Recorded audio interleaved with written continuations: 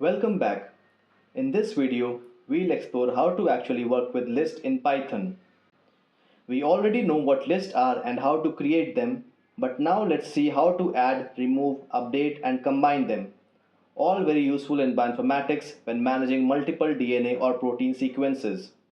First, let's talk about adding items to a list. We can use append to add a new item at the very end.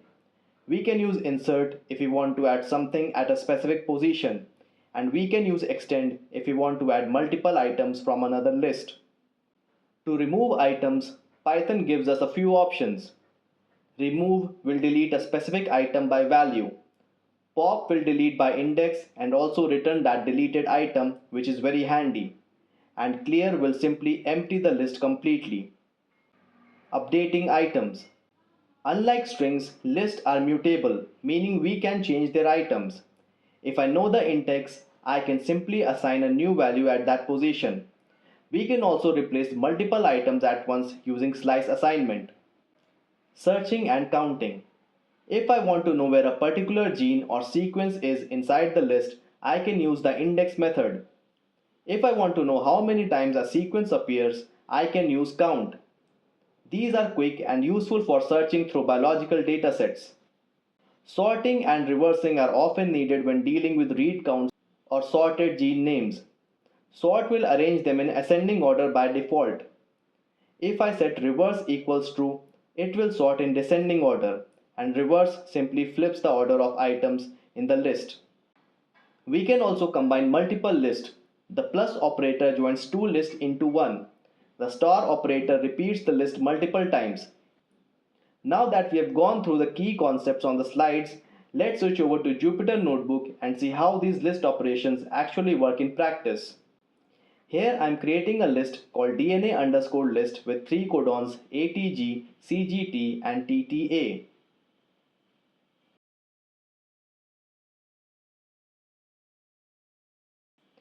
Here I am calling DNA underscore list dot append ggc. This tells Python, take the list called DNA underscore list and add one new item, the string ggc, to the very end. Append changes the original list directly. We say it works in place and it does not return a new list. If DNA underscore list was ATG, CGT, TTA before this line, after append ggc it becomes ATG, CGT, TTA and ggc. Here I am printing print after append DNA underscore list. So you can immediately see the effect of the previous line. The print statement will show the text after append followed by the current contents of DNA underscore list. Here I am using DNA underscore list dot insert 1, AAC. Insert lets you put a new item at a specific position. The first number 1 is the index where the item will go. Remember, indexing starts at 0, so index 1 is the second slot. Python shifts the existing items to the right to make room. So if the list was ATG, CGT, TTA, GGC before this line, after insert 1, AAC, it becomes ATG, AAC, CGT, TTA and GGC.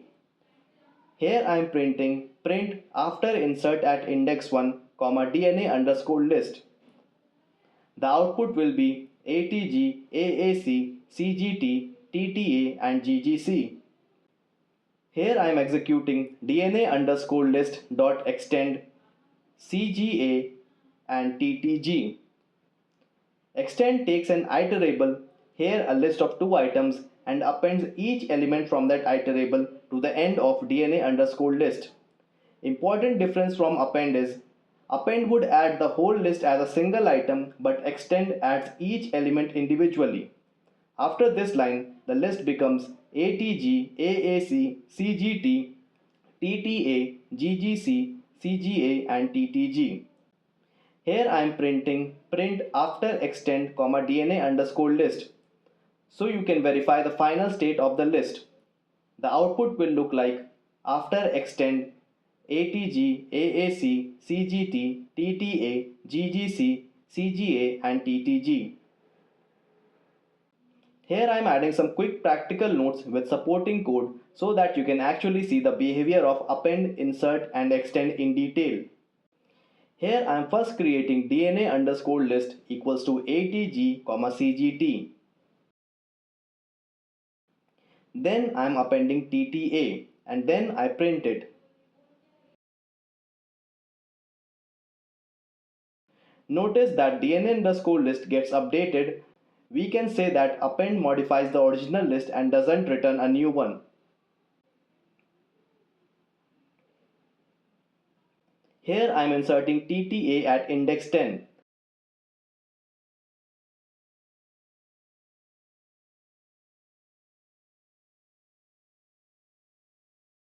But since the list is shorter, Python just places it at the end. This makes insert very forgiving.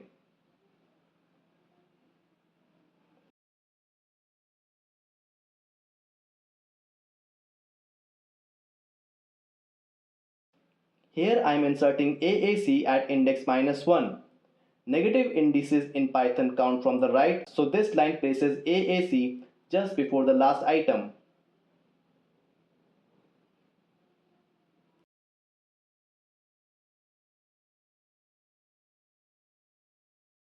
Here I am starting the removing item section. We will remove values from a list in 3 different ways and then show the result after each step. Each command changes the list itself. It does not make a copy. First, I am reassigning ATG, AAC, CGT to our DNA underscore list. Then I am calling DNA underscore list dot remove AAC. This tells Python find the first item that equals the string AAC and take it out of the list. Remove looks for the value you gave and remove its first occurrence. It modifies the original list and does not return the removed item. It returns none. If the list looked like ATG, AAC, CGT before this line, then after remove AAC, it becomes ATG, CGT. If AAC is not in the list at all, Python will raise a value error. So in real code, you might check if AAC in DNA underscore list before removing. Here I am printing print after remove DNA underscore list. This shows the text after remove followed by the current contents of DNA underscore list. Here I am reassigning ATG, CGT, TTA, GGC to DNA underscore list. Then I am executing removed underscore item equals to DNA underscore list pop2. Pop removes an item by its index and returns that item. That's the useful difference from remove. Because Python uses zero-based indexing, pop2 removes the third item in the list. The removed element is stored in the variable removed underscore item, so you can use it later. For example, to log which sequence was deleted. If the list is ATG, CGT, TTA, GGC before this line, pop2 will change it to ATG, CGT, GGC and removed underscore item will be TTA. If the index is out of range, Python raises an index error. Note, calling pop with no argument removes and returns the last item. Here I am printing print after pop at index 2 DNA underscore list. So you can see the list after the pop operation. The output shows after pop at index 2 ATG, CGT and GGC. Next I am printing print popped item, removed underscore item to show what pop returned. This will print the actual item that was removed and shows popped item TTA. This demonstrates why pop is handy when you need the removed value. Here I am calling DNA underscore list dot clear. Clear removes all items from the list, leaving an empty list. Like remove and insert, clear modifies the list in place and returns none. If the list was ATG, CGT, GGC before this line, after clear, it becomes an empty list. Here I am printing print after clear, DNA underscore list, and the final result is an empty list, so the output will be just 2 square brackets. Here I am starting the updating item section. In this short demo, we will change values inside a list to show how lists are mutable. Here I am creating the list DNA underscore list equals to ATG CGT TTA. Then I am doing DNA underscore list 1 equals to GGA. This accesses the item at index 1, that is the second item, and replaces its value with the string GGA. Because lists are mutable, this operation modifies DNA underscore list in place and it does not create a new list. If the list was ATG, CGT, TTA before this line, after this line it becomes ATG, GGA, TTA. Here I am printing print after update, DNA underscore list, and the output will be after update ATG, GGA, TTA, which confirms that the second element has been updated. Note, if you try to assign to an index that doesn't exist, Python would raise an index error. For example, if I write DNA underscore list 4 equals to AGG, this throws an index error, which means that I'm trying to access the value at an index that is not present in the list. Here I am performing a slice assignment with DNA underscore list 0 colon 2 equals to AAA, CCC. The slice 0 colon 2 means start at index 0 and go up to but not include index 2. So it selects the first two items, indexes 0 and 1. By assigning a new list AAA, CCC to that slice, I replace those two positions with the new values. After this line, the list becomes AAA, CCC, TTA. Slice assignment is powerful because the right hand list can be shorter, longer, or the same length. Python will shrink or expand the original list accordingly. Here I am printing print after slice update, DNA underscore list, and the output will be after slice update AAA, CCC, and TTA, showing that the first two items were replaced. Now I am starting the searching and counting section. This is where we learn how to find things inside a list and count how many times they appear.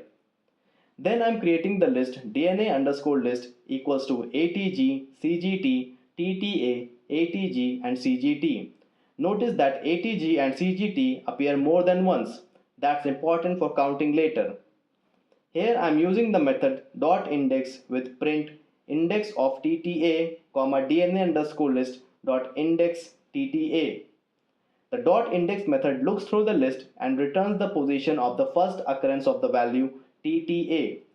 Since TTA appears once in the list at position 2, it will print index of TTA is 2. Next, I am using the method .count with print count of ATG, DNA underscore list .count ATG. The count method tells us how many times a given value appears in the list. Since ATG appears twice in our list, this line will print count of ATG is 2. Here I am creating a list called numbers with 4 values 42, 7, 100 and 25. This is just a simple list of integers that we will play with.